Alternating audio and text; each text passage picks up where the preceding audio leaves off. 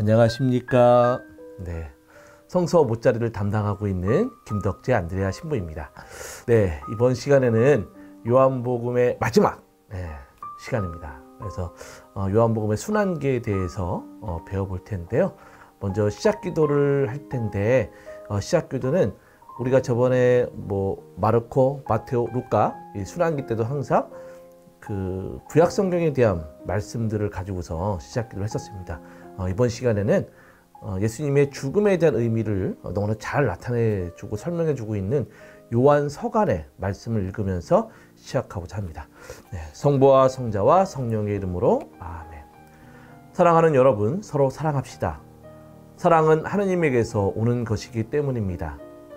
사랑하는 이는 모두 하느님에게서 태어났으며 하느님을 압니다.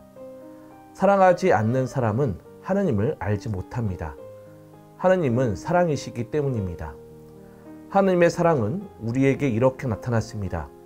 곧 하느님께서 당신의 외아드님을 세상에 보내시어 우리가 그분을 통하여 살게 해주셨습니다. 그 사랑은 이렇습니다.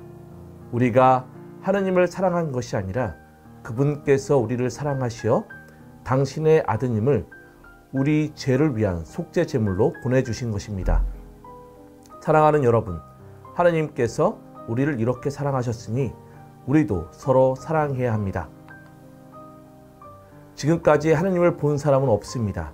그러나 우리가 서로 사랑하면 하느님께서 우리 안에 머무르시고 그분 사랑이 우리에게서 완성됩니다. 하느님께서는 우리에게 당신의 영을 나누어 주셨습니다.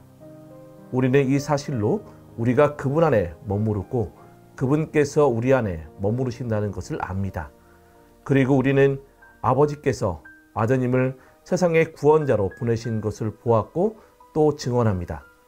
누구든지 예수님께서 하느님의 아드님이심을 고백하면 하느님께서 그 사람 안에 머무르시고 그 사람도 하느님 안에 머무릅니다. 하느님께서 우리에게 베푸시는 사랑을 우리는 알게 되었고 또 믿게 되었습니다. 하느님은 사랑이십니다.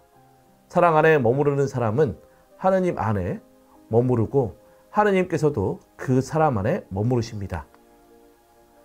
사랑이 우리에게서 완성되었다는 것은 우리도 이 세상에서 그분처럼 살고 있기에 우리가 심판날에 확신을 가질 수 있다는 사실에서 드러납니다. 사랑에는 두려움이 없습니다. 완전한 사랑은 두려움을 쫓아냅니다. 두려움은 벌과 관련되기 때문입니다.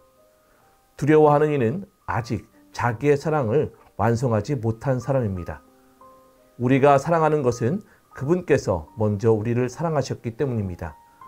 누가 나는 하느님을 사랑한다 하면서 자기 형제를 미워하면 그는 거짓말쟁이입니다. 눈에 보이는 자기 형제를 사랑하지 않는 사람이 보이지 않는 하느님을 사랑할 수는 없습니다. 우리가 그분에게서 받은 계명은 이것입니다. 하느님을 사랑하는 사람은 자기 형제도 사랑해야 한다는 것입니다. 성부와 성자와 성령의 이름으로 아멘. 네, 어떻게 잘 들어보셨나요? 어떻게 보면 요한 서간은 예수님에 대한 죽음의 의미를 너무나도 잘 설명해 주는데 그 설명해 주는 가장 중심 주제가 바로 사랑이죠. 요한복음은 하나님의 십자가의 죽음은 바로 사랑의 완성임을 명확하게 드러내 보여줬다고 할 수 있겠습니다. 이번 시간 그 내용들을 우리가 좀 보면서 예수님께서 그 사랑을 어떻게 완성하셨는지 우리가 좀 살펴보고자 하겠습니다. 첫 번째는 요한복음의 순환기 어떤 특징들, 그래서 공간복음과의 좀 특징들을 좀 따져볼 거고요. 그런 거 안에서 이 폭력과 사랑의 대결 안에서 무엇을 완성하셨는지, 또 거짓과 진리의 대결 안에서 무엇을 성취하셨는지, 또 불신과 신앙의 대결에서 무엇을 탄생시켰는지 라는 내용들을 좀 본 가운데 맨 마지막에 요한복음을 통해서 본 십자가의 의미를 좀 보겠습니다. 근데 그 안에서는 공간복음과는 조금 예수님이 돌아가셨던 시간이라고 할 수 있는 그 날이 좀 다릅니다. 그래서 그것을 통해서 요한복음은 예수님께서 진정한 하느님의 어린 양, 파스카의 어린 양이심을 명백하게 드러내주는데 이 내용들을 통해서 요한복음의 순환기를 전반적으로 좀 살펴보겠습니다. 요한복음의 특징, 우리 여태까지 공간복음의 순환기에 대해서 아마 잘 보셨을 겁니다. 뭐 대사자들의 음모로 시작돼서 어떤 여인이 와서 예수님 머리에 향유를 바름으로써 예수님의 죽음을 준비하는 내용. 그리고 예수님이 체포당할 때 제자들이 달아나죠. 그죠? 그런 가운데 베드로도 배신을 하게 되고 또 조롱과 또 사람들의 예수님에 대한 조롱과 또 예수님의 고난이 있게 되고 또 무죄한 예수님의 어떤 무죄한 이로 선포되면서 체포되고 또 간단한 신문과 재판, 고문 과정들이 잘 드러납니다. 이런 과정 안에서 공감복음의 특징은 바로 예수님께서 뭐 하신다는 것일까요? 바로 침묵하신다는 겁니다. 그리고 또한 공감복음에서는 예수님께서 겟세마니 동산에서 아버지께서 무엇이든지 하실 수 있으니 이 잔을 저에게 거두어 주십시오. 그러나 제가 원하는 것을 하지 마시고 아버지께서 원하는 것을 하십시오. 라고 하면서 약간은 이 잔을 받아들이는 것에 대해서 두려워하는 모습이 좀 담겨 있기도 합니다. 또 엘로이 엘로이 레마 사박탄이 저희 하나님 어찌하여 저를 버리셨습니까? 라고 하는 한탄에 대한 기도도 들어가 있고요. 또한 백인대장의 고백, 참으로 이 사람은 하나님의 아들이셨다라는 말씀도 이렇게 포함이 되어 있습니다. 그리고 예수님의 어떤 십자가의 죽음의 영향으로 이 지성소에 있는 휘장이 두 갈래로 갈라지고요. 특히 마테오복음에서는 무덤이 열려서 의인들이 부활해서 예루살렘을 돌아다니는 장면들도 나타나게 됩니다. 그러나 이러한 모든 것의 이야기들은 요한복음에는 담겨져 있지 않습니다. 참 희한하죠? 이 얘기는 요한복음에 담겨져 있지 않아요. 요한복음은 오히려 용기를 내어라. 내가 세상을 이겼다. 라고 하면서 예수님께서 십자가의 길을 당당하게 지고 가시는 것으로 나타납니다. 그래서 사람들은 폭력적인 모습을 보여주지만 예수님은 비폭력을 주장하시면서 제자들을 보호해 주시고 또 특히 요한복음에서는 빌라도의 신문 과정이, 이 재판 과정이 너무나도 잘 드러납니다. 아주 자세하게 드러나요. 그런 가운데 빌라도의 어떤 3번의 무죄 선언이 있는 가운데에 유다인들은 예수님을 명확하게 십자가 못 박으라고 이야기를 합니다. 그런 가운데 십자가 밑에서 당신의 어머니와 사랑하는 제자를 연결시켜주고 그 맨 마지막에 공감복음에서는 저희 하나님 어찌하여 저를 버리셨습니까? 라고 하는 내용이 들어가 있지만 예수님은 십자가의 죽음을 통해서 당신의 어떤 사명을 완수하시기 때문에 다 이루어졌다라는 말씀으로 돌아가십니다. 그래서 공감복음과는 좀 다른 차원이 있죠. 그래서 예수님은 그 십자가의 길을 당당히 걸어나가시는 것으로 요한복음 묘사합니다. 그러다 보니까 뭐가 없을까요? 공감복음에서 있는 이 키레네 사람 있죠? 이 사람이 예수님 대신에 십자가를 지고 가지 않습니까? 이 내용이 담겨져 있지 않습니다. 네. 무슨 아시겠죠? 그리고 또 하나 아까 말씀드렸던 이 죽음의 연양이라고 하는 이 휘장이 두 갈래로 찢어지고 무덤이 열리는 이 내용 또한 요한복음에서 담겨져 있지 않습니다. 오히려 예수님이 아까 제가 잠깐 말씀드렸던 파스칼 어린 양이라는 것을 명확하게 드러냄으로써 예수님의 죽음의 시간이 조금 공감복음과 좀 차이가 있게 되고 또 예수님의 다리뼈가 부러지지 않는 그리고 옆구리에서 물과 피가 흐르는 이런 내용들을 통해서 진정한 파스칼을 완성하신 분이 바로 예수님이시라는 것을 요한복음은 명백하게 드러냅니다. 이것은 나중에 후반부에 좀 더 자세하게 배우도록 하겠습니다. 자, 그렇다면 이제 요한복음의 순환기를 좀 더 차근차근히 좀 따라가 보도록 하죠. 예수님의 체포입니다. 이 체포였을 때에 공감복음도 똑같이 무기를 들고 예수님을 만나러 오면서 이 폭력적인 모습을 보여주고 있지만 마찬가지로 요한복음도 그런 폭력적인 모습이 등장되긴 합니다. 그러나 요한복음에는 이 내용이 없는데요. 마르코복음에서 보면 당신을 팔아넘길 자, 유다죠. 유다가 어떻게 해요? 예수님께 입을 맞추면 저분이 예수님인 걸 알고 사람들이 우르르 몰려들어서 예수님을 체포해 갑니다. 그 내용이 있거든요. 마르코복음에서. 그래서 유다가 바로 내가 입 맞추는 이가 바로 그 사람이니 그를 붙잡아 잘 끌고 가시오라고 하면서 미리 신호를 주는 내용이 담겨져 있습니다. 그러나 이 내용은 요한복음에 담겨져 있지 않습니다. 요한복음은 이렇게 되면 어떻게 되죠? 예수님이 당당하게 뭔가 가시는 것처럼 느껴지지 않잖아요. 수동적이 돼버리지 않습니까? 유다가 와서 뽀뽀하고 이러니까 저분이다! 사람들이 공으로 몰려가고 예수님의 말씀이 없어졌어요. 그러다 보니까 요한복음은 이 내용을 없애고 어떤 부분으로 이야기하느냐면 예수님께서 닥쳐오는 모든 일을 아시고 앞서 나서서 그들에게 누구를 찾느냐라고 물어봅니다. 누구를 찾느냐? 그러니까 몰려오고 있는 그 몽둥이를 들고 폭력을 하려고 하는 이 사람들이 막 오는데 그 사람들에게 누구를 찾아? 라고 물어본 거예요. 그랬더니 그 사람들이 나자렛 사람 예수요 라고 대답합니다. 그때 예수님께서 나다 라고 이야기하십니다. 그리고 또 하나 아까 제가 폭력적인 모습이 보여져 있지만 예수님은 비폭력적인 모습을 가졌다라고 말씀드렸죠. 그리고 또 하나 제자들을 보호하십니다. 자 보시면 예수님께서 다시 그들에게 누굴 찾느냐라고 물으시니 그들이 나자렛 사람 예수요 하고 대답합니다. 예수님께서 말씀하십니다. 나다 하지 않느냐.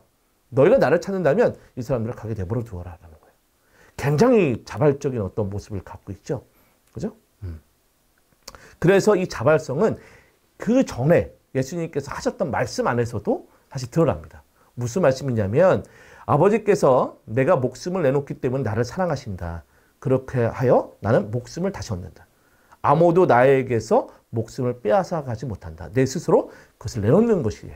그러다 보니까 사람들이 몰려왔을 때도 당신 스스로 그 목숨을 내놓으려고 하는 그 결심들이 섰기 때문에 나다. 나를 잡아가라. 이 얘기를 하고 있는 겁니다. 그리고 또한 이 나다라고 하는 것에 대한 부분이 있죠. 이것은 어떤 예수님께서 나다 하셨을 때 그들 중에 일부는 뒷걸음치다가 땅에 넘어졌습니다. 그죠? 이 내용은 바로 거룩한 계시가 드러나는 것과 동시에 거룩한 계시 앞에서 우리가 인간이 취하게 되는 행동들, 두려움 때문에 뒷걸음질치는 이 부분들이 담겨져 있습니다. 이 나다는 여러분들이 잘 알 수 있는 것처럼 우리가 뭐 나는 생명의 빵이다 뭐 이 얘기를 통해서 탈출기에 대한 야훼를 드러내는 계시에 대한 내용이라는 것을 여러분들 잘 제가 아마 저저번 시간에 아마 우리가 표징에 대한 책을 이야기할 때 제가 설명드린 적이 있었습니다. 그와 마찬가지로 계시가 드러나는 것과 당신이 이 죽음을 통해서 당신의 계시를 명백하게 드러낼 것이라는 것을 간접적으로 나타내 주면서 그 계시가 드러났을 때 인간들은 두려움에 떨었다는 것에 대한 부분들을 잘 담겨 놓고 있다고 할 수 있겠습니다. 그리고 너희가 나를 찾는다면 이 사람들을 가게 내버려 두어라. 예수님께서 아까 그렇게 이야기하셨죠. 이것은 바로 착한 목자의 상을 명확하게 보여주는 겁니다. 예수님께서는 그 전에 잡혀가시기 전에 이런 말씀을 하셨는데 나는 착한 목자다. 착한 목자는 양들을 위해서 자기 목숨을 내놓는다예요. 그러니까 예수님께서 하셨던 이 말씀을 이 체포 당시에 이루고 있는 것이죠. 그 제자들을 보호하시면서 그들 내버려둬. 날 잡아가. 그래서 어떻게 해요? 제자들을 위해서 당신의 목숨을 내놓는 착한 목자의 모습을 명확하게 보여주고 있습니다. 그리고 이 체포 장면에서는 또 두 가지 가치의 대립입니다. 하나는 이 등불을 들고 횃불과 무기를 들고 있었던 어떤 폭력적인 방식이 있지만 예수님께서는 뭐예요? 너희가 나를 찾는다면 이 사람 내버려 두라는 것이죠. 그게 뭐겠습니까? 제자들의 생명을 수호하는 모습. 그러니까 한쪽은 이 폭력을 통해서 생명을 빼앗아 가려고 하지만 한쪽은 뭐예요? 당신의 희생적 죽음을 통해서 결국 생명을 수호하려고 하는 모습을 보여줍니다. 그리고 이 생명의 수호는 제자들의 생명의 수호이기도 하지만 한편 나중에 가시면 좀 자세하게 볼 수 있겠지만 새 생명, 즉 교회의 탄생을 의미하기도 합니다. 이 교회의 탄생은 바로 예수님의 십자가의 죽음 때에 물과 피가 흐르면서 나타나게 되는 것이죠. 또 예수님 이제 두 번째로는 예수님께서 체포되신 다음에 요한복음은 대사의 사제의 신문에 대한 이야기가 등장됩니다. 이때 대사제의 신문 때에 공간복음에서 예수님께서 입을 다무신 채 아무 말도 하지 않으셨어요. 그러나 요한복음에서 아까 말씀드렸던 이 순환을 당당히 걸어가신다고 말씀드렸죠. 그렇다 보니까 예수님께서는 이 대사제의 신문에서도 아주 당당하게 당신의 의견을 표력하십니다. 그래서 나는 세상 사람들에게 드러내놓고 이야기하였다. 나는 언제나 모든 유다인이 모이는 회당과 성전에서 가르쳤다. 은밀하게 이야기한 것은 하나도 없다라는 거예요. 그러면서 이렇게 당당하게 이야기를 하니까 옆에 있었던 성전 경비병 하나가 어떻게 해요? 뺨을 치면서 대사제께 어떻게 그때로 대답하느냐? 라고 이야기했다는 거죠. 그랬더니 예수님께서 당당하게 내가 잘못을 이야기하였다면 그 잘못의 증거를 대보아라. 그러나 내가 옳게 이야기했다면 왜 나를 치느냐라고 이야기를 하고 있는 거예요. 결국 이 뺨을 치는 폭력이 난무하고 있고 대사제는 이 폭력을 또 방조함으로써 그 폭력이 가담하고 있는 것입니다. 또한 이 폭력을 쓰는 자들은 진리를 거부하는 자들이라는 것을 나타내 준다고 할 수 있겠습니다. 의미한다고 할 수 있습니다. 왜냐하면 예전에 예수님께서 이런 말씀을 하신 적이 있어요. 어찌하여 너희는 내 이야기를 깨닫지 못하느냐. 너희가 내 말을 들을 줄 모르기 때문이다. 왜냐하면 너희는 너희의 아비인 악마에게서 태어났고 즉 너희 아비의 욕망대로 하기를 원한다. 그는 처음부터 살인자로서 진리의 편에 서본 적이 없다. 그 안에 진리가 없기 때문이다. 그가 거짓을 말할 때는 본성에서 그렇게 말하는 것이다. 그가 거짓말쟁이며 거짓의 아비이기 때문이다. 라는 거예요. 결국 이 성경 경비병이 예수님을 쳤다라고 하는 것은 바로 진리를 거부하는 행동일 뿐만 아니라 대사제들도 침묵을 통해서 그걸 말리지 않는 침묵을 통해서 이 폭력을 함께 용인함으로써 대사제들도 진리를 거부하는 자들이 되는데 이런 진리의 거부로 인해서 그들은 악마의 증오, 즉 악마의 자녀들이라는 것을 명확하게 드러낼 뿐만 아니라 진리를 깨닫지 않으려고 하는 그들은 선택했다는 것을 이야기하면서 그들이 거짓의 사람들이라는 것이 아주 만천하에 그 예수님께 폭력을 행사함으로써 만천하에 드러났다고 할 수 있겠습니다. 또한 이 거짓의 사람들이라고 하는 것은 나중에 예수님이 이제 십자가형에 들어가시기 직전에 더욱더 이 거짓의 사람들이 더욱더 드러날 겁니다. 그런 가운데 이 요한복음에서도 베드로의 부인에 대한 이야기가 있습니다. 당신도 저 사람 제자 하나가 아닌가요? 라고 이야기를 하죠. 그랬더니 베드로도 나는 아니요! 라고 부인을 합니다. 이런 부인에 대한 부분들이 있었는데 이 요한복음에서 이 세 번의 부인은 나중에 요한복음 21장에 가면 이건 좀 약간 부록이라고도 이야기하고 추가 편집자가 써놓은 이야기라고도 이야기를 하는데 요한 21장에서 부활하신 예수님이 이 베드로와 만나십니다. 그러는 가운데 베드로에게 이렇게 물어봅니다. 요한의 아들 시몬아, 너는 이들이 나를 사랑하는 것보다 더 나를 사랑하느냐? 라고 3번이나 물어보셔요. 그런 가운데 베드로도 예 주님, 제가 주님을 사랑하는 줄 주님께서 아십니다. 라고 이야기하죠. 이 3번의 이 사랑한다는 선언 안에서 또 이 베드로의 당신을 사랑합니다. 라고 하는 이 고백 안에서 결국은 베드로의 이 3번의 부인은 치유되고 또 예수님과 베드로의 관계가 회복되는 것으로 잘 요한복음을 묘사해주고 있습니다. 결국 베드로의 어떤 부인에 대한 부분이 결국은 예수님의 사랑 안에서 다시 치유가 되고 있는 것이죠. 그러니까 사랑이 다시 치유가 되는 것입니다. 그래서 이 사랑에 대한 것을 깨달은 베드로에게 예수님은 사명을 주십니다. 내 양들을 잘 돌보아라 라는 것이죠. 그럼 내 양들을 잘 돌보는 방식은 어떤 방식이겠습니까? 당연히 사랑의 방식이겠죠. 그러니까 어떻게 보면 우리가 공간복음에서 자꾸 봤던 것처럼 그 사람들을 뭔가 통제하고 억압하는 방식이 아니라 섬기는 방식, 그들을 섬기기 위해서 살아가는 방식이 아닌 섬기려고 하는 그 섬김의 겸손의 방법 안에서 그들을 사목해야 된다는 것을 명확하게 요한복음은 전달해주고 있다라고도 이야기할 수 있겠습니다. 자, 이제 빌라도의 재판에 대한 이야기를 볼 텐데요. 이 빌라도 재판에 대한 이야기는 이 재판 안에서 기본적으로 세상과 영적 세상, 그러니까 예수님의 세상과 이 빌라도의 세상이 명확하게 대립이 되기 시작합니다. 그래서 예수님은 명확하게 이 빌라도에게 이야기합니다. 내 나라는 이 세상에 속하지 않는다라고 이야기하는 것이죠. 내 나라가 이 세상에 속했다면 내 신하들이 싸워서 내가 유다인들에게 넘어가지 않게 하였을 것이다. 그러나 내 나라는 여기에 속하지 않는다는 거예요. 그럼으로써 이 빌라도 재판 때에 즉 세상의 기준, 그 다음에 영적인 당신의 기준이 명확하게 갈리기 시작합니다. 그런 가운데 세상의 기준 안에서 예수님을 어떻게 보고 있었는지 명확하게 드러나는데 세상의 기준 안에서는 예수님을 어떻게 봤을까요?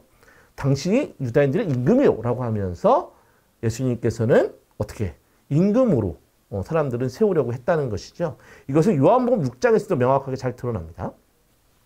요한복음 6장에서도 빵 5개와 물고기 2마리로 5,000명을 먹이신 기적을 베푸셨어요. 그 엄청난 일을 하시다 보니까 사람들은 그 예수님을 억지로 모셔다가 임금으로 사모를 하셨다는 겁니다. 임금으로 사모를 했다는 것이죠. 근데 잘 보시면 임금을 삼는 방식이 어떻게 억지로 모셔다라는 거예요. 약간 폭력적인 방식인 것이죠. 그러니까 어떻게 보면 세상 사람들은 이 폭력적인 방법을 통해서 예수님을 왕으로 세우고 옹립하고 그런 가운데 자신들 또한 그 폭력에 도취되어 있는 상황들을 자꾸 만들어간다라고 이야기할 수 있겠습니다.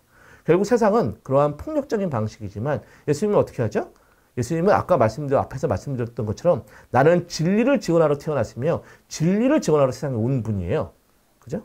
그러니까 예수님은 이런 폭력적인 통치 방식이 아니라 진리의 증언자이신 것입니다. 결국 계시를 통한 진리를 증언하러 오신 분이 바로 예수님을 명확하게 보여줌으로써 영적인 나라와 세상의 어떤 기준 가치가 명확하게 다르다라는 것을 잘 이야기할 수 있겠죠. 결국 통치의 방식, 세상은 억압의 방식을 통해서 통치를 하지만 예수님은 어떻게 진리를 증거하는 방식으로서 당신의 나라 또 이 세상을 통치하신다라고 이야기할 수 있겠습니다. 이게 명확하게 좀 달라지는 것이죠. 그런 가운데 이제 예수님께서는 이렇게 이야기하십니다. 진리에 응답하는 사람과 거기서 고책된 사람들에 대한 이야기를 하시는데 진리에 응답한 사람은 어떻게 하죠? 예수님의 목소리를 알아듣고 그분이 진정한 계시자임을 알아볼 수 있습니다. 그래서 예수님은 18장 30절에서 이 빌라도에게 진리에 속한 사람은 누구나 내 목소리를 알아듣는다는 거예요. 그러니까 그 목소리를 알아듣는 사람은 진리에 응답하는 사람인 것이죠. 그러다 보니까 그들이 예수님이 진정한 계시자를 알아볼 수 있고 그의 메시지를 신뢰합니다. 그러나 거짓에 고착된 사람들은 어떻게 될까요?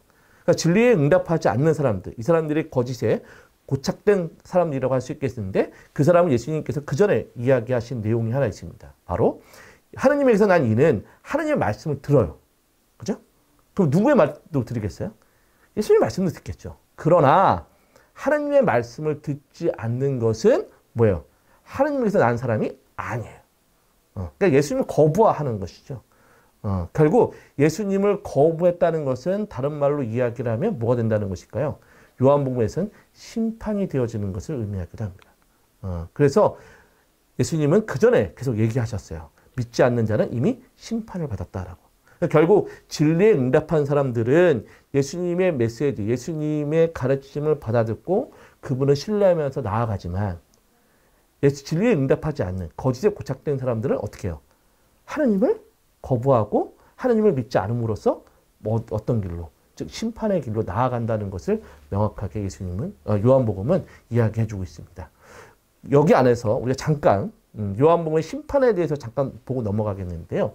요한복음에서는 심판에 대한 부분들이 이야기하는데 요한복음은 심판을 단죄라고 이야기하지 않습니다. 잘 보시면 3장 17절에 보면 하느님께서 아들을 세상에 보내신 것은 세상을 심판하러 한 것이 아니에요. 세상이 아들을 통해서 구원을 받게 하시려는 것이라는 것이죠. 결국 요한복음은 이 심판에 대한 이야기가 아니라 구원에 대한 이야기를 같이 결부시켜놨기보다도 구원에 대한 이야기를 하고 있는 것입니다. 그리고 그 구원에 대한 이야기 안에서 당연히 심판은 이렇다라고 설명해 주고 있는데, 자, 빛이 이 세상에 왔어요. 그죠? 근데 사람들은 그 빛보다 어둠을 더 사랑해요. 그들이 뭐 했기 때문에? 악했기 때문이라는 것이죠. 악을 저지른 자는 누구나 빛을 미워하고 빛을 나아가지 않아요. 왜? 빛 속에서 자기가 한 거짓과 자기가 했던 여러 가지의 불의들이 드러날 수 있기 때문이라는 거예요. 그러나 진리를 실천하는 이는 어떻게 되죠? 빛으로 나아가는 거예요. 그러니까 예수님이 아까도 말씀드렸던 난 진리를 선포하는 사람인 것이죠. 그러니까 예수님의 진리를 따르는 사람들, 응답하는 사람들은 예수님을 통해서 그 진리의 모습들이 드러나니까 그 길을 따라가지만 예수님은 진리이기 때문에 거짓을 일삼는 사람들은 어떻게 해요? 예수님이 나아가다 보면 자꾸 자신이 거짓말했던 것들이 드러나다 보니까 그 진리로 나아가지 않게 됐다는 것이죠. 결국 어떻게 보면 요한복음에서의 심판은 하나님이 막 단죄를 해서 너 이렇게 가르듯이 하는 것이 아니라 본인 스스로가 악을 선택함으로써 심판을 받는 거예요. 진리가 있으니까요. 그래서 요한복음은 자꾸 나는 무엇이다 라고 말씀드렸던 이 계시의 말씀들이 드러나는 겁니다. 계시의 말씀들이 드러났고 그 계시의 말씀 안에서 선택은 누가 해야 되는 거예요? 내가 해야 되는 거예요. 그 진리이신 계시자를 따라가느냐 따라가지 않느냐는 내가 선택하는 겁니다. 그런데 내가 만약에 그 진리를 따라가지 않았다면 나는 누굴 더 사랑하는 거예요? 빛보단 어둠을 더 사랑하는 사람이라는 것이죠. 이런 거와 마찬가지로 요한복음은 이 단죄와 처벌을 통한 심판이 아니라 선택의 결과로 드러나는 심판을 명확하게 설명해 주고 있습니다. 그래서 요한복음의 심판은 처벌이 아니에요. 내가 선택했기 때문에 벌어지는 결과로 나타나는 것입니다. 자, 이제 빌라도의 어떤 재판 과정을 또 다시 보겠는데요. 빌라도는 이 예수님의 무죄 선언을 총 3번이나 합니다. 난 저 사람에게서 아무런 제목을 찾지 못하겠어 라고 이야기를 해요. 그러나 예수님의 무죄 선언이 선언될 때마다 사람들은 더욱더 큰 소리로 진리의 계시자인 예수님 죽이려고 합니다. 그러다가 결국에는 나 자신들이 가장 중요한 가치가 있었는데 그 가치까지도 버려버려요. 그 가치 대표적인 것이 이따가 보시겠지만 우리의 왕은 황제뿐이라는 겁니다. 우리의 임금은.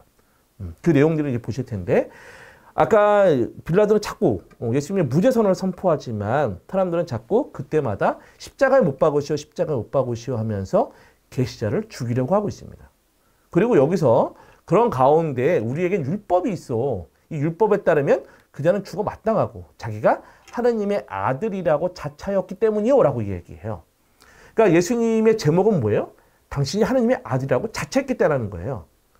근데 진리를 알아듣는 사람은 알죠. 그분이 누구예요? 하느님의 아들이라는 걸 안단 말이에요. 그러니까 저 사람들은 뭐예요? 결국 계시를 받아들이지 않는, 진리를 받아들이지 않는 어둠의 자식들이라는 거예요. 결국 역설적으로 자신들이 예수님의 제목을 고백했는데 오히려 자신들의 죄들이 드러나는 거예요. 자신들은 뭐하지 않는 사람들이라고. 진리를 따르지 않는 사람들이야 우리는. 오히려 자신들의 제목이 드러나는 것이죠. 이런 역설적인 내용들을 요한복음은 담아놓고 있습니다. 이런 가운데 이 빌라도는 당신은 어디서 왔어? 라고 예수님께 물어봅니다. 왜냐하면 계속 무죄 선언을 했지만 사람들은 자꾸 예수님을 죽이려고 하니 도대체 당신이 어디서 왔는지가 궁금한 것이죠. 그런데 그 어디서 왔다라고 하는 것은 예수가 어디서 출생했는지를 말하는 것이 아니에요. 예수의 신원과 관계된 겁니다. 그 신원과 관계되는 것인데 이것은 앞에서도 똑같이 반복됐던 이야기이기도 합니다. 자, 보시면 요한복음 7장에 보면 예루살렘 주민들 가운데 이런 이야기를 했다는 거예요. 자, 예수님이 자꾸 그러니까 뭐 유다 지도자들이 자꾸 예수님을 죽이려고 했던 것이죠. 그러다 보니까 그들이 죽이려고 하는 이가 이 사람 아닙니까? 예수님이라는 거예요. 그런데 보십시오. 이 사람이 드러내놓고 이야기하는데 그들은 아무 말도 하지 못합니다. 최고의원들이 정말 저 사람을 메시아로 알고 있는 것은 아닐까요? 라고 의심을 품어요. 그러나 메시아께서 오실 때에는 그분이 어디서 오는지 아무도 알지 못한 터인데 우리는 저 사람이 어디서 왔는지를 알고 있지 않습니까? 라고 이야기해요. 그러니까 어디서 왔다는 거예요? 예수님이 나자렛 사람이라는 것을 알고 있기 때문에 저 사람은 뭐가 될 수 없다는 거예요. 메시아가 될 수 없다는 거예요. 그러니까 여기서 이야기하는 건 장소적 개념을 이야기하는 것이죠. 그런데 예수님은 이것을 뒤이어서 예수님께서 말씀하시는데 여기서는 장소적 개념을 이야기하지 않습니다. 자, 너희는 나를 알고 또 내가 어디서 왔는지 알고 있다. 그러나 나는 나 스스로 온 것이 아니라는 거예요. 누굴 보낸 것이요? 나를 보내신 분은 참되신데 너희는 그분을 알지 못한다. 그러니까 그분을 알지 못하니까 예수님이 어디서 왔는지도 모르는 거예요. 이해되시겠죠? 그러니까 나자렛 사람, 이 장소적 개념은 신원에 대한 이야기예요. 그래서 나는 그분을 안다. 내가 그분에서 왔고 그분께서 나를 보내셨기 때문이라는 거예요. 결국 예수님께서는 당신의 신원, 계속 그 신원들을 계속 드러납니다. 즉 아버지께서 또 제자들과의 대담 마지막 그 발을 씻긴 예식을 한 다음에 제자들과의 마지막 고별 담화문과 거기 안에서 예수님이 대사제 기도라고 하는 그 기도에 대한 내용이 있는데 그 기도의 내용에서도 당시 신원에 대해서 명확하게 이야기해 주십니다. 아버지께서 저에게 주신 말씀을 제가 이들에게 주었고 이들이라고는 제자들이거든요. 제자들에게 주었고 이들은 또 그것을 받아들였기 때문입니다. 그리하여 이들은 제가 누구에서 나왔다는 거예요? 아버지에게서 나왔다는 것을 참으로 알고 아버지께서 저를 보내셨다는 것을 믿게 되었다는 거예요. 그러니까 예수님의 신원을 안다는 것은 뭐예요? 예수님이 어떤 출생지를 알았다는 게 아니라 예수님의 신원을 알았다는 거 바로 신앙의 표지. 이분이 하늘에서 보내진 사람이구나 라는 것을 알 수 있다는 것. 즉 믿음의 차원이라는 것이죠.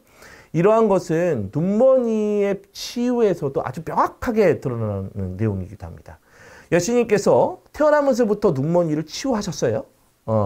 그때 이 바리사이 중에 한 사람이 이런 이야기를 합니다. 우리는 하느님께서 모세에게 말씀하셨다는 것을 아오. 그러니까 이 내용은 눈먼이가 이제 회당에 와서 너를 치유해준 사람이 누군지 알아? 그랬더니 이것에 대해서 계속 항변하고 있는 거예요. 예수님이 자기를 치유해줬다고. 이런 가운데에 마찬가지로 이 바리사이가 이 눈먼이에게 명확하게 이야기해 주는데 우리는 하느님께서 모세에게 말씀하셨다는 것을 알아. 그러나 그자가 어디서 왔는지 우리는 알지 못한다는 거예요. 그러니까 여기서 그자가 어디서 왔다는 건 장소적 개념이 아니라 뭐예요? 그분의 신원이에요. 그래서 그 신원이 어디서 왔는지 하느님에게서 왔는지 잘 모르겠어. 결국 이 얘기는 영적으로 그들이 눈이 멀었음을 고백하는 겁니다. 이게 눈먼이는 자기가 태어나면서부터 소경이었는데 눈이 멀었는데 예수님 눈을 뜨게 해주셨잖아요. 그러니까 예수님이 어디서 왔겠어요? 하느님께서 온 걸 알 수밖에 없어요. 그 사람은 이 얘기에 명확하게 증언합니다. 뭐냐면 그분이 제 눈을 뜨게 해주셨는데 여러분은 그분이 어디서 오시는 것을 모르신다니 그건 정말 놀라운 일입니다. 여기서 이야기한 출생이 아니겠죠? 신원이에요. 하느님께서 죄인들의 말을 들어주지 않으신다는 것을 우리는 압니다. 그러나 누가 하느님을 경외하고 그분의 뜻을 실천하면 그 사람의 말은 들어주십니다. 태어날 때부터 눈이 먼 사람의 눈을 누가 뜨게 해줬다는 말을 일찍이 들어본 적이 없습니다. 그분이 하느님에게서 오지 않으셨으면 아무것도 하실 수 없었을 것입니다. 라고 이야기하고 있습니다. 결국 예수님의 신원을 이 태어나면서부터 눈먼이가 눈을 뜬 다음에 고백하고 있는 것이죠. 결국 이것은 신앙 고백과 아주 긴밀하게 연결되어 있는 겁니다. 결국 이 태어나면서부터 눈먼이는 예수님이 어디서부터 왔다는 걸, 하느님으로부터 왔다는 것을 명확하게 알고 있다는 것이죠. 그래서 빌라도에서 당신 어디서 왔어? 라고 하는 문제는 단순히 출생지를 이야기하는 것이 아니라 바로 신원에 관한 문제였고, 그리고 그렇다면 빌라도는 그 신원을 알고 싶을까요? 별로 알고 싶지 않을 겁니다.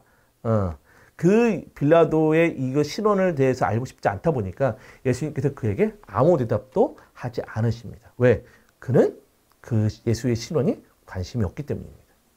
자, 이제 이 빌라도의 무죄 선언은 이제 다른 차원으로 넘어갑니다. 그 유다인들이 임금이라고 하니까 그 임금에게 모욕을 주는 것이죠. 가시관을 씌우고 뭐 자주색 옷을 입고 뭐 채찍질하고 이러면서 모욕을 준 겁니다. 그러면서 유다인들에게 보시죠, 여러분은 임금이요. 결국 빌라도는 이 예수님이 죄가 없다는 것을 알았기 때문에 예수님을 그냥 단순히 조롱하고 끝나려고 했던 거예요. 그러나 사람들이 이것을 절대로 용납하지 않았다는 것이죠. 보시오, 여러분은 임금이요 라고 이야기했더니 없애버리시오. 그리고 십자가에 못 박으시오라고 명확하게 이야기합니다. 그랬더니 빌라도는 깜짝 놀라는 것이죠. 아니, 여러분의 임금을 십자가에 못 박으라는 것이냐 이라는 것이죠. 아니, 여러분들이 임금이라고 하면 그냥 대충 모욕 주고 끝냈으면 됐지. 여러분들이 임금을 못 박으라고? 막 얘기를 했더니 어떻게 해요? 수석사회들이 우리의 임금은 못 뿐이라는 거예요. 황제뿐이라고 명확하게 고백합니다. 자, 여러분들, 유다인들의 임금은 누가 한 분밖에 없죠? 황제가 아니라 하느님 한 분밖에 없는 사람들입니다. 근데 결국 이들의 이 말은 하나님을 거부해버리는 말인 것이죠. 결국 그들의 거짓과 위선이 드러나는 순간이 벌어진 겁니다. 이것은 예전에 예수님께서도 수석사제들과 함께 얘기할 때 그들의 위선에 대해서 명확하게 설명해 주는 내용이 있는데요. 보면 너희는 성경에서 영원한 생명을 찾아 얻겠다는 생각으로 성경을 연구해요. 그죠? 바로 그 성경이 나를 위해서 증언한다는. 그런데도 너희는 나에게 와서 생명을 얻으려고 하지 않는다.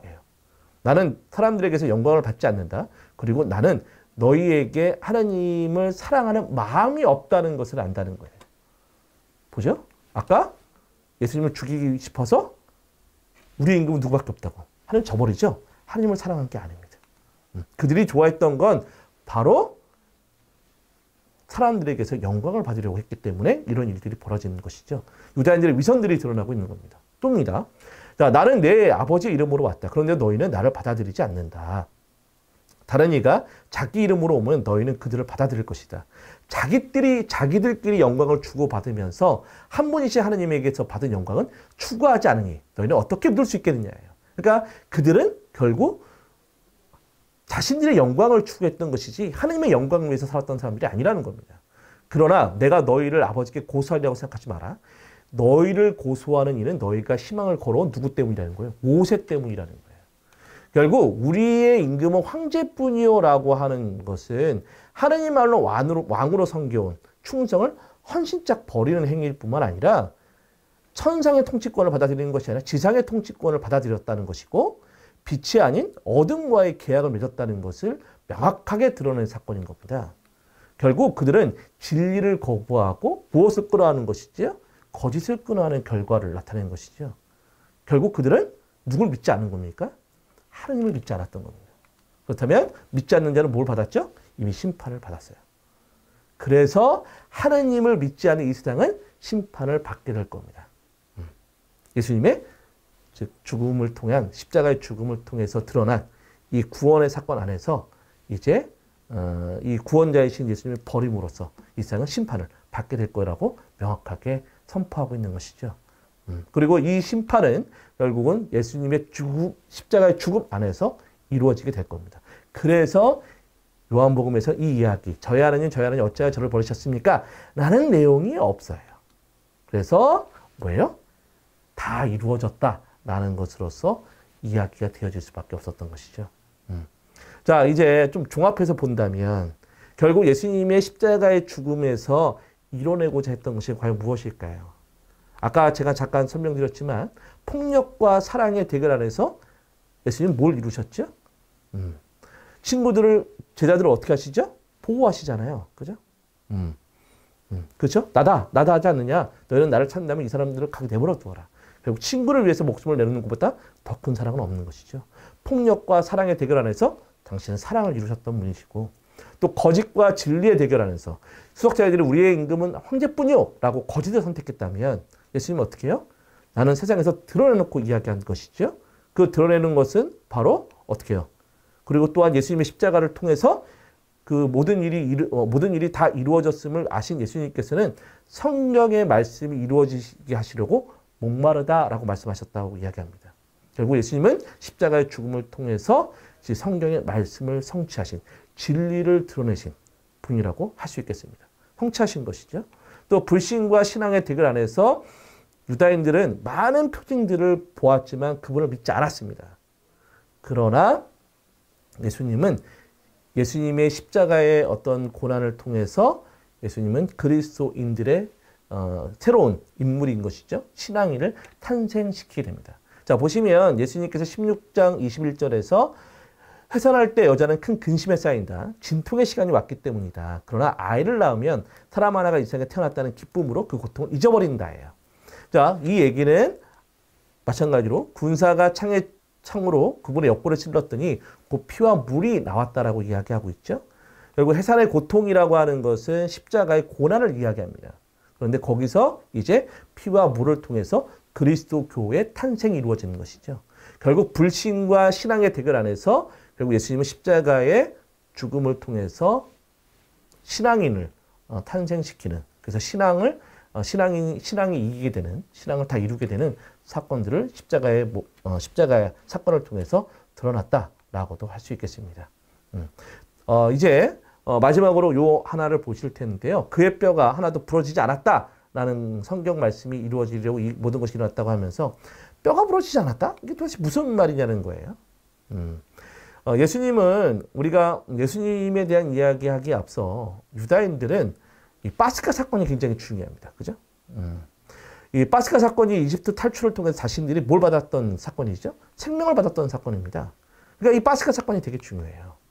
그래서 이 파스카 날, 이 어린 양을 사실은 그러니까 죽인 다음에 그 피를 문설주에 바르고 그 어린 양을 먹게 되는데 그 어린 양을 먹을 때 이 탈출기에서 보면 뼈를 부러뜨려서는 안 되는 거예요. 민수기에서도 마찬가지입니다. 어린 양의 뼈를 부러뜨려서는 안 돼요. 모든 것을 다음날 아침까지 다 먹어야 되긴 하지만 뼈를 부러뜨려서는 안 되는 겁니다. 그런데 예수님이 어떤 분이셨죠? 세례자 요한은 예수님을 명확하게 예수님 보자마자 이렇게 얘기했습니다. 보라, 세상의 죄를 없애신 하나님의 어린 양이에요. 그러니까 예수님이 뼈가 부러지지 않았다는 건 뭐예요? 바로 예수님이 어린 양, 파스카의 어린 양임을 드러내는 것이라고 할 수 있겠죠. 그러다 보니까 어떻게 되느냐? 십자가에서 돌아가신 시간이 조금 달라요. 공간복음과. 이거는 이제 학자들마다 좀 의견이 있지만 아마 요한복음의 날짜가 더 정확할 거라고 이야기를 하는데 이건 학자들마다 논쟁이 있기 때문에 어떤 게 맞다 안 맞다가 아니라 거기에는 신학적 의미가 있다는 것으로서 좀 설명을 드릴 수 있겠습니다. 생각하시면 좋겠습니다. 공간복음에서는 예수님께서 돌아가신 날 전에 최후의 만찬을 하시죠. 그 최후의 만찬을 하는 날이 파스카 양을 잡는 날이에요. 무슨 얘기 아시겠죠? 파스카 양을 낮에 잡고 저녁에 그 파스카 음식을 나눠 먹었던 거예요. 최후의 만찬이 일어났던 것이죠. 그죠? 근데 요한복음은 아닙니다. 요한복음은 예수님께서 돌아가신 날이 파스카 양을 잡는 날이에요. 이해되시겠어요? 아까 예수님이 누구라고 말씀드렸죠? 파스카 양이에요. 그래서 예수님은 파스카 양, 그래서 파스카를 완성시키실 분이 누구예요? 예수님이에요. 그렇기 때문에 세상의 죄를 없애시는 파스카 양으로 드러나기 위해서 예수님의 십자가의 죽음의 시간은 언제? 즉 파스카 양을 잡는 날이 되어버립니다. 그래서 예수님이 진짜로 파스카 양이 되시는 거예요. 요한복음은. 그래서 명확하게 예수님을 요한복음은 파스카 양으로 대비시키면서 구약에 있었던 이 파스카를 완성시킨 분이 누구시다? 예수님이다 라는 것을 명확하게 드러낸다라고 할 수 있겠습니다. 그러다 보니까 뭐가 없어요? 요한복음엔 최후의 만찬에 대한 이야기가 없어요. 아시겠죠? 왜? 그날 돌아가셨기 때문에. 예, 최후의 만찬하는 그날 돌아가셨기 때문에 최후의 만찬 이야기가 없고 그러다 보니까 요한복음은 어떻게 해요? 예수의 발을 씻어주는 내용으로 그걸 좀 각색했다라고도 이야기할 수 있겠습니다. 또한 요한복음은 그분의 옆구리에서 옆구리 찔렀더니 피와 물이 나왔다라고 이야기를 하죠. 이 피와 물은 어떤 의미를 갖고 있는데 물은 성령을 의미하고요. 피는 생명을 의미합니다. 그 내용도 좀 보신다면 물과 성령 아주 긴밀하게 연결되어 있습니다. 그 전부터 예수님께서 말씀하셨던 것 안에서도 아주 긴밀하게 연결되어 있어요. 자, 세례자 요한이 명확하게 예수님에 대한 것을 고백함으로써 이 이야기를 합니다. 물로 세례를 주라고 나를 보내신 그분께서 나에게 일러주셨다. 성령이 내려와 어떤 분 위에 머무르는 것을 내가 볼 터인데 바로 그분이 성령으로 세례를 주시는 분이에요. 그러니까 물과 성령이 연결되어 있는 것이죠. 또 예수님께서는 니코데모와의 대화를 통해서 내가 진실로 너희에게 말한다. 누구든지 물과 성령으로 태어나지 않으면 하나님 나라에 들어갈 수 없다라고 이야기했고 예수님은 이 사마리아 여인과의 대화에서도 내가 주는 물을 마시는 사람은 영원히 목마르지 않을 것이다. 내가 주는 물은 그 사람 안에서 물이 솟는 샘이 되어서 영원한 생명을 누리게 할 것이다 라고 이야기합니다. 여기서 물이라고 하는 건 성령과 아주 긴밀한 연결이 있는 것이죠. 이것을 요한복음은 아주 친절하게 후반부에 가서 설명해 놨습니다. 어떻게? 이 초막절에 있었을 때 예수님께서 사람들에게 공포하셨던 말씀인데 목마른 사람 다 나에게 와서 마셔라요. 마시는 건 물이죠. 나를 믿는 사람은 성경 말씀대로 그 속에서부터 생수의 강물들이 흘러나올 것이다 라고 이야기를 하죠. 근데 예수님이 그 요한복음은 이것을 아주 친절하게 설명해 줍니다. 이는 당신을 믿는 이들이 받게 될 성령을 가리켜 하신 말씀이에요. 그래서 물은 성령과 긴밀하게 연결되어 있습니다. 그리고 이것은 다른 말로 이야기하면 아까 우리가 앞에서 잠깐 봤던 것처럼 세례성사와 긴밀한 연결점이 있다고 할 수 있겠죠. 예수님께서는 성령을 통해서 세례를 주실 것이기 때문에 그렇죠. 자, 이제 피입니다. 피는 예수님의 죽음을 의미합니다. 그 죽음을 의미하는데 잘 보시면 사람의 아들이 영광스럽게 될 때가 왔다. 내가 진실로 너희에게 말한다. 밀알 하나가 땅에 떨어져 죽지 않으면 하나 그대로 남고 죽으면 많은 열매를 맺는 거예요. 자, 피는 예수님의 죽음과 깊은 연관이 있습니다. 그러나 그 죽음은 단순히 생명의 단절이 아닌 것이죠. 뭐죠? 열매를 풍성하게 맺게 하는 죽음입니다. 그래서 이 피는 예수님의 죽음을 의미하지만 다른 말로 이야기하면 생명을 의미하는 내용이기도 합니다. 그리고 그 생명은 나중에 여러분들이 요한복음 6장에 보시면 생명의 빵에 대한 담화문이 있는데 여기서 그 생명에 대한 이야기가 명확하게 드러납니다. 자, 보시면 내가 진실로 너희에게 말한다. 너희가 사람의 아들의 살을 먹지 않고 그의 피를 마시지 않으면 너희는 생명을 얻지 못한다요. 그러나 내 살을 먹고 내 피를 마시는 사람은 영원한 생명을 얻고 나도 마지막 날에 그를 다시 살릴 거예요. 내 살을 먹고 내 피를 마시는 사람은 내 안에 머무르고 나도 그 사람 안에 머무를 거예요. 결국 이 이야기는 피라고 하는 것은 예수님의 죽음을 의미하지만 죽음은 생명의 단절이 아니라 새로운 생명을 탄생하게 만드는 역할을 하면서 분명히 이 생명을 새로운 생명이 태어나는 과정 안에서 이 피는 생명과 깊은 연관이 맺고 있고 이것은 나중에 성체성사와 깊은 연관을 맺고 있다라고도 이야기할 수 있겠습니다. 자, 이제 마지막으로 요한복음은 이제 죽음에 대한 이야기들을 사람들에게 설명해 놓고 있는데 요한복음은 죽음에 대한 이야기를 할 때에 단순히 어떤 생명이 끝나는 것으로 보지 않고 하느님께 돌아가는 걸로 묘사를 합니다. 자, 보시면 파스카 축제가 시작되기 전 하느님 예수님께서는 이 세상에 아버지께로 돌아가실 때가 온 것을 아셨다는 거예요. 그 얘기는 예수님께서 죽으셨지만 이 죽음이 그게 아니라 아버지께 돌아간다는 겁니다. 그래서 16장에서도 나는 아버지께서 나와 세상에 왔다가 다시 세상을 떠나 아버지께 간다는 거예요. 아버지께 돌아가요. 그죠? 그러니까 결국 요한복음에서의 죽음은 아버지께 돌아가는 것이기 때문에 두려운 것이 아니에요. 동반되는 것이 아닙니다. 그러다 보니까 예수님 이야기 안에서는 순한 이야기 안에서는 한탄의 이야기가 요한복음에서 드러나지 않다고 말씀드렸죠. 저희 하나님 어찌하여 버리셨습니까? 라는 그 이야기가 나타나지 않습니다. 왜? 죽음은 또 다른 생명, 아버지께 돌아가는 또 다른 생명을 얻을 수 있는 과정이기 때문에 그런 것이죠. 이것은 위령감사송의 일부와도 너무나도 맞닿아 있습니다. 우리가 장례미사 때 위령감사송이라는 것을 하게 되는데 위령감사송에서는 주님, 믿는 이들에게는 죽음이 아니요 새로운 삶으로 옮아감이오니 세상에서 깃들이던 이 집이 허물어지면 하늘에 영원한 거처가 마련되나이다 라고 이야기를 하고 있는 것입니다. 결국 그렇기 때문에 요한복음에서 죽음은 영원한 생명으로 넘어가는 관문과 같은 거예요. 그러나 이것을 알지도 못하고 믿지도 못하는 이들에겐 죽음은 두려움으로 다가갈 수밖에 없는 것이죠. 그래서 요한복음은 순교자들을 위한 복음서라고 해도 과언이 아닐 정도로 순교자들의 죽음을 어떤 의미가 있는지를 잘 묘사해주는 복음서다라고도 이야기할 수 있겠습니다. 자, 이제 정리를 해보겠습니다. 요한복음 우리 세 번에 걸쳐서 좀 그러니까 세 주제를 갖고 본 건데요.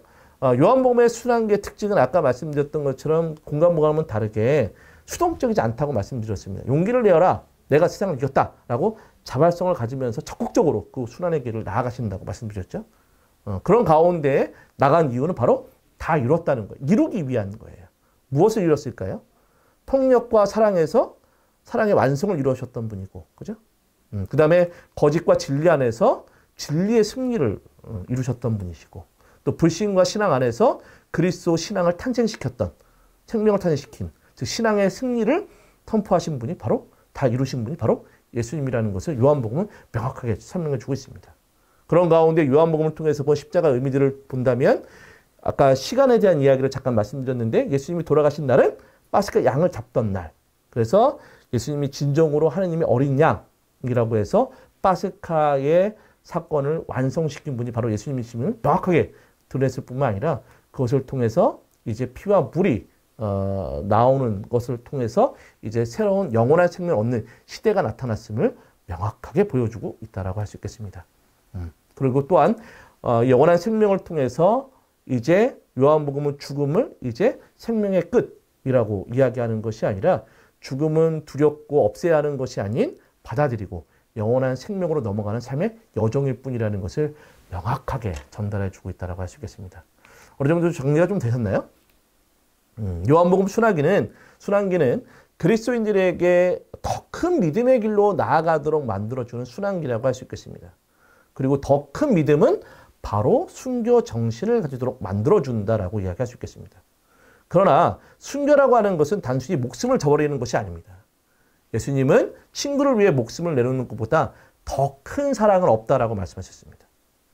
예수님의 어떤 십자가의 죽음을 통해서 하나님의 사랑, 인간에 대한 사랑이 드러난 것, 이것이 십자가의 죽음의 의미입니다. 결국 순교의 삶이란 바로 사랑을 위해서 내 몸을 던질 수 있는 삶을 말하는 것입니다. 단순히 목숨을 그냥 내던지는 것으로 끝나는 것이 아니죠.